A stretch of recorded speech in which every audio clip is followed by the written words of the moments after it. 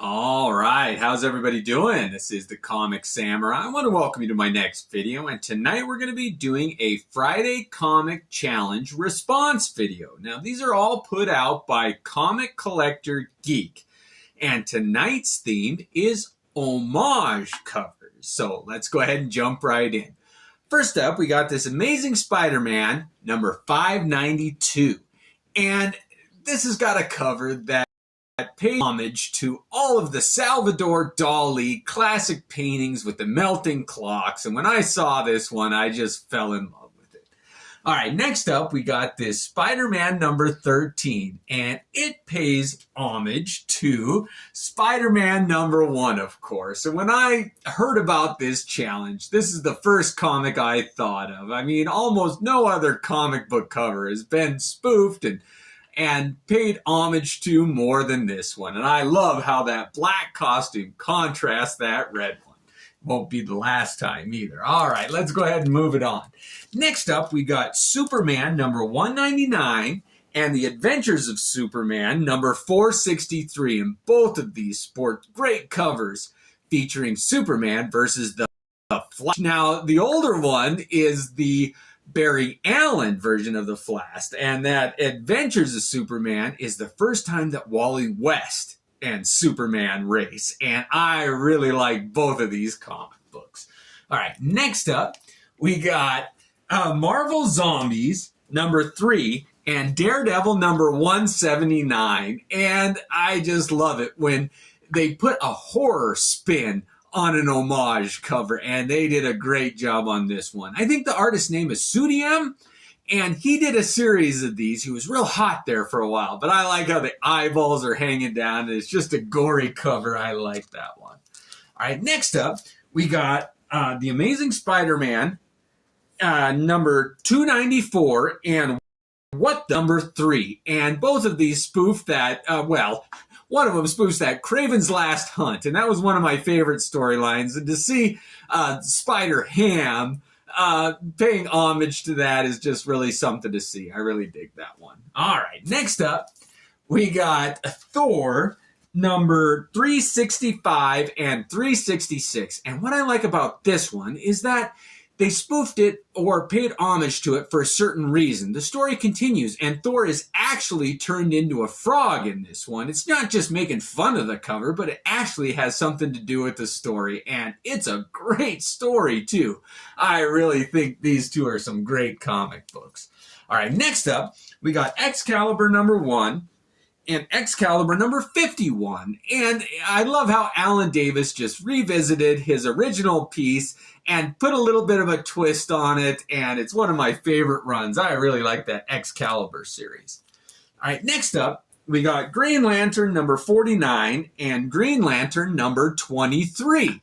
And the first one is a classic with Hal Jordan holding all of the Green Lantern rings, and the one that pays homage to it shows him holding all the Sinestro Corps rings. And oh boy, both of those are just great comic book covers. They're classics. All right, let's go ahead and move it on. Next up, we got The Incredible Hulk number 340. And this one has been paid homage to a ton of times. And this is my version of this cover. Now, when I was doing my comic series, The Northman, that was my favorite cover. And I thought, you know what? I'm just going to do a little homage to my Hulk 340, and I really liked how that turned out.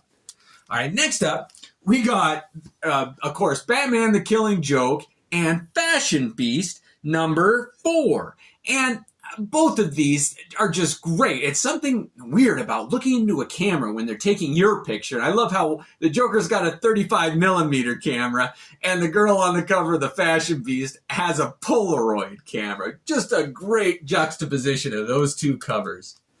All right, next up, we got the number 1 of all time, probably, comic that has been paid homage to, and it's The Amazing Spider-Man number 300, and I'm sure that the first comic that ever paid homage to it is The Amazing Spider-Man number 301. And just seeing his black costume and his red one next to each other, these are my favorite 2 comic books to display next to each other. And I'd like to know what everybody else's 2 comic books, a pair.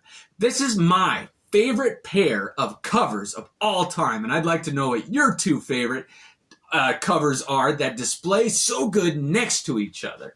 All right, we only got a couple left. And this next one is an honorable mention, and it's the Watchmen #1. And this is the Watchmen #11. And I love how the whole series of the Watchmen is full of dichotomies and symmetry, and there's two stories going on. There's always two things, reflections, mirror images, good and bad. And this is a great example of that, how the blood splotch on the smiley face pin is mirrored in this melting hole in the dome on the cover. And I just love that. The two shapes are so similar. And he also does it in another one. This is Watchmen #12. And the image of that yellow circle is replicated on that #12. The first issue and the last issue are almost mirror images of each other. And oh man, nobody can do that like Alan Moore. And Dave Gibbons realized his vision. So good. I know everything's been said about this series. All right, let's move it on. The last one I got is my all-time favorite example of homage covers or homage covers. And it's Alpha Flight #17 and X-Men #109. And the great thing about this is that John Byrne did the original art in this X-Men comic book, but Dave Cockrum did the cover. And when they retold that story from a different perspective, John Byrne got to do his version of that cover. And I love displaying those next to each other. They really do reflect on each other well. That was my collection of homage covers. I want to see what your favorites are. Have a good night. Thanks again.